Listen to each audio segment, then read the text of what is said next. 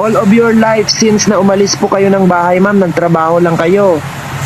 So hindi nyo na po, matagal nyo na pong hindi nakikita yung mga anak nyo po. Nakita ko yung mga anak ko before mag-flight ako dito papuntang Kuwait. Yun lang, oras lang din.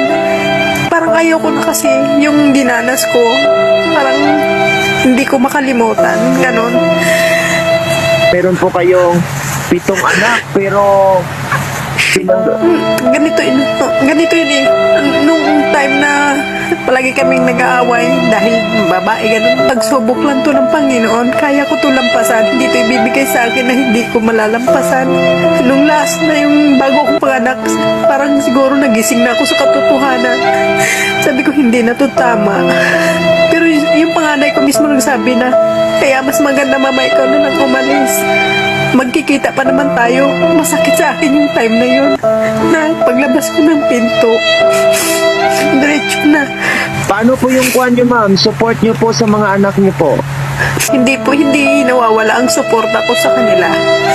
Ma'am, ano po ba yung pakiramdam, ma'am, na habang lumalaki po yung mga anak nyo po ay wala po kayo sa tabi nila?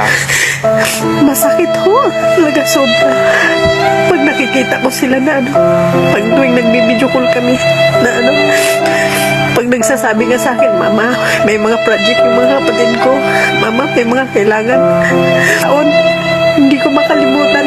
At sa pagtulog ko, kahit tuwing card ko.